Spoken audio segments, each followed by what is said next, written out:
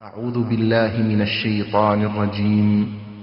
بسم الله الرحمن الرحيم.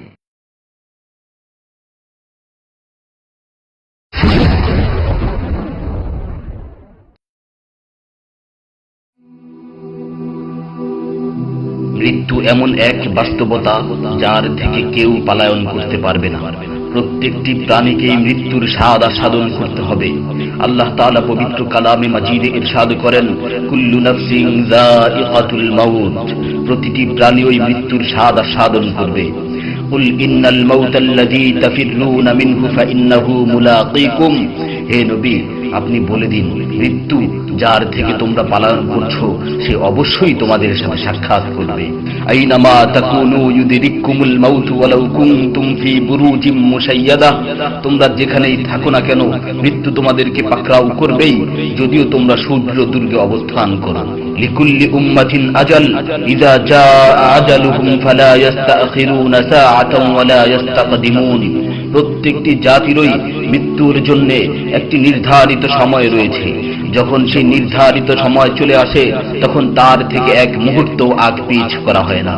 এই ক্ষণস্থায়ী পৃথিবী যাকে নিয়ে তোমরা স্বপ্ন দেখছো, এই স্বপ্নের পৃথিবীও একদিন ধ্বংস হয়ে যাবে।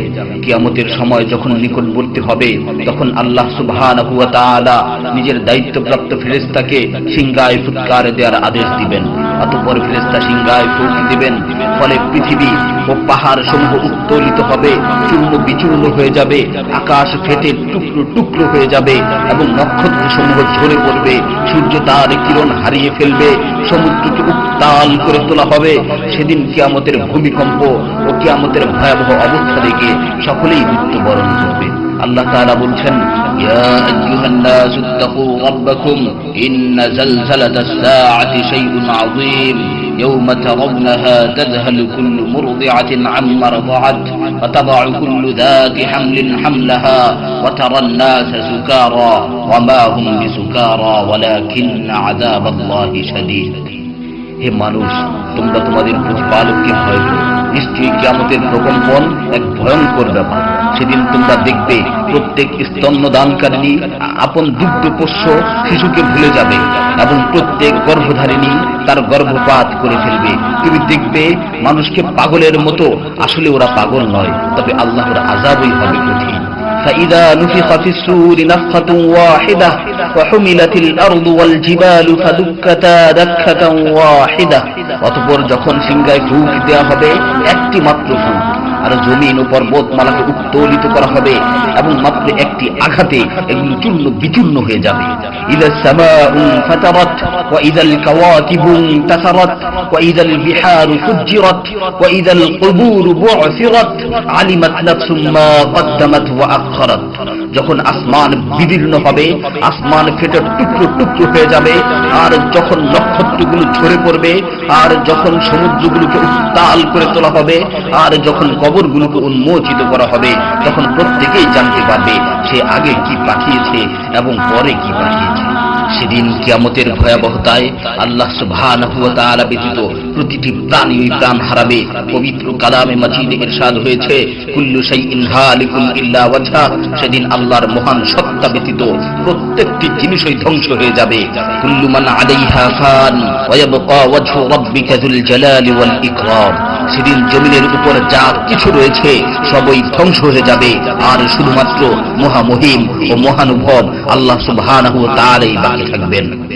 তাফসীরে ইবনে কাসীরে বর্ণিত হয়েছে, যখন ইসরাফিল আলাইহিস সালাতু ওয়াস সালাম সিংহায় ফুৎকার দিবেন তখন সকলেই মরে যাবে। মালাকুল মাউত মৃত্যুর ফেরেশতা এসে আল্লাহ তাআলাকে বলবে, হে আল্লাহ, সকলেই মরে গেছে। তিনি জিজ্ঞেস করবেন, অবশিষ্ট কে আছে? উত্তর দিবে, হে আমার রব, আপনি, আর আপনি তো হলেন চিরঞ্জীব। এছাড়াও বাকি রয়েছে জিবরাইল, মিকাইল ও আরশ বহনকারী ফেরেশতাগণ। আল্লাহ তাআলা বলবেন, জিবরাইল ও মিকাইলের মৃত্যু হওয়া উচিত।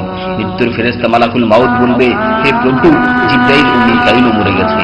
আল্লাহ তাআলা জিজ্ঞাসা করবেন, এখন আর কে বাকি আছে? সে বলবে, এখন আমি বাকি আছি ও আরশ বহনকারী ফেরেশতাগণ বাকি আছে।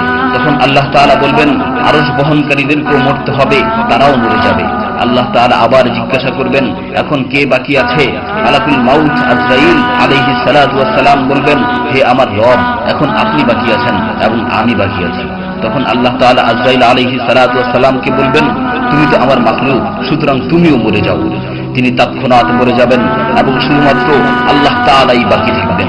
অতঃপর আল্লাহ সুবহানাহু ওয়া তাআলা জমিনকে ভাঁজ করে ফেলবেন এবং তিনি 3 বার বলবেন, আনাল জব্বার, আনাল জব্বার, আনাল জব্বার, আমি প্রতাপশালী, আমি প্রতাপশালী, আমি প্রতাপশালী। অতঃপর তিনি 3 বার জিজ্ঞাসা করবেন, লিমানিল মুলকুল ইয়াউম, লিমানিল মুলকুল ইয়াউম, লিমানিল মুলকুল ইয়াউম, আজকের রাজত্ব কার, আজকের সার্বভৌমত্ব কার, আজকের আধিপত্য কার?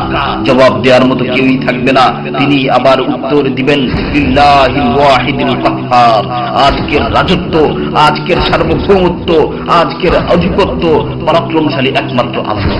ইবনে ওমর রাদিয়াল্লাহু তাআলা আনহু হতে বর্ণিত অপর এক হাদিসে ইরশাদ হয়েছে, কিয়ামতের দিন আল্লাহ সুবহানাহু ওয়া তাআলা আসমান জমিনকে ভাঁজ করে নিজ হাতে গুটিয়ে নেবেন। অতঃপর বলবেন, আনাল মালিক, আনাল জব্বার, আনাল মুতাকাব্বির, আমি বাদশাহ, আমি প্রতাপশালী, আমি অহংকারী।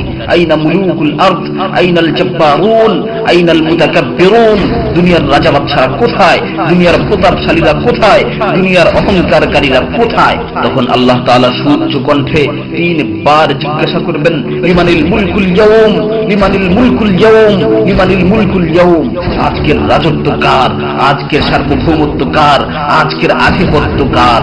অতঃপর তিনি 3 বার উত্তর দিবেন, লিল্লাহিল ওয়াহিদিল কাহ্হার, আজকের সার্বভৌমত্ব, আজকের রাজত্ব, আজকের আধিপত্য প্রতাপশালী একমাত্র আল্লাহ সুবহানাহু ওয়া তাআলা।